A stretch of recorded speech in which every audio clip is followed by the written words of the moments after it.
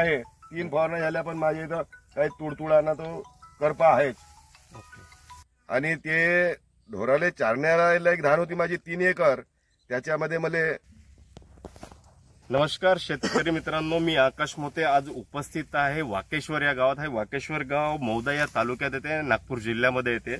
मी उन्हाळी धानावर एक रिझल्ट इथे काढला होता आणि छान त्यांना रिझल्ट आला होता. त्यानंतर आता जो आपला बरसाती धान असतो तो पण त्यांनी घेतला आणि आमच्या प्रॉडक्टनी काही धान आणि टोटली 100% इंडिया ॲग्रोचे प्रॉडक्ट यूज केले. असे कास्तकार आमच्या सोबत आहे आणि आपण त्यांच्याकडून जाणून घेऊ की त्या प्रॉडक्टबद्दल किंवा त्या धानाबद्दल कसं काय त्यांचं सांगणं आहे.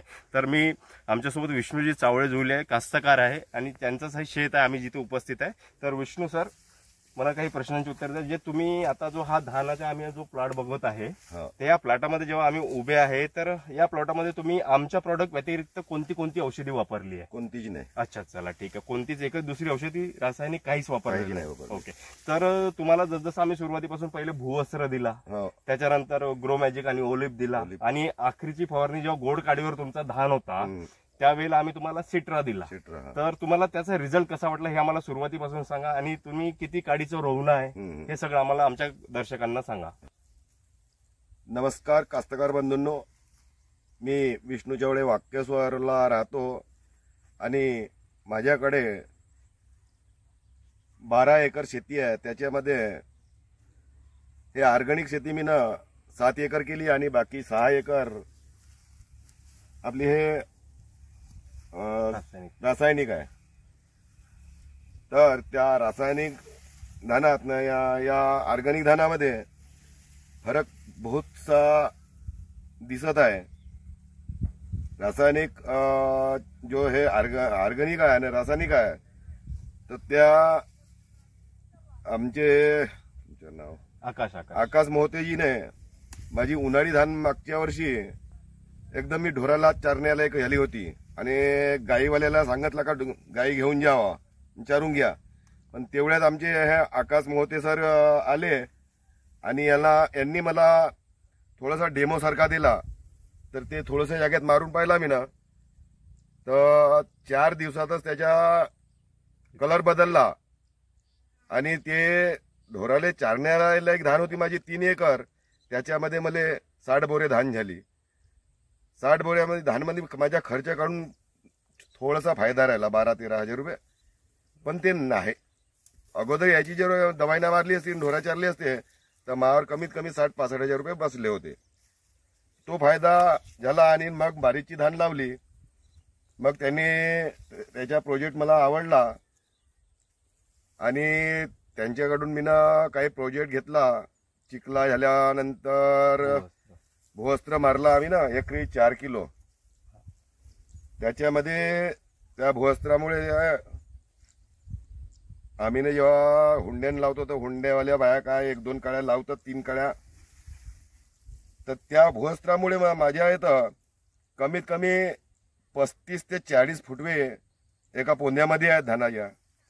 आणि धान लावल्यानंतर त्यांनी सांगितलं का सल्फेट मारायचा आपण मारत राहू 4 बॅग, तर आपण फक्त 2च बॅग मारले आमदा. पहिला वर्ष होय म्हणून अर्धा केला न त्याच्यामध्ये 4 चुंगड्या मारत राहू आपण त्या धानामध्ये सल्फेटच्या. या 2 चुंगड्यामध्येच कमीत कमी 7-8 बोऱ्याची बढोती दिसल अशी धान आहे. आपल्याला पहिले 25 बोरे होत राहत, तर आपल्याला कमीत कमी 29-30 बोऱ्याच्या अवरेजानं धान होणार आहे आपल्याला अशी वाटते. आणि फ्रेश आहे. पहिली फवारी मारली आपण, करपा होता, करपा सुधारला. मग दुसरी फवारणी मारली, कोणता सिट्राची फवारणी मारली. तुडतुड्याच्या प्रकरण दिसत राहे, पण तो मारल्यानंतर काहीच नाही. आता बाकी धानावर जो आहे 3 फवारण्या झाल्या, पण माझ्या इथं काही तुडतुडाना तो करपा आहेच. औषधीमुळे खूपच फायदा आहे. आणि मी पुढच्या वर्षी हे 12-13 एकर बी यांच्याच दवाईच्या नाही याच्याच उपचाराच्या काम करायचे आपल्याला.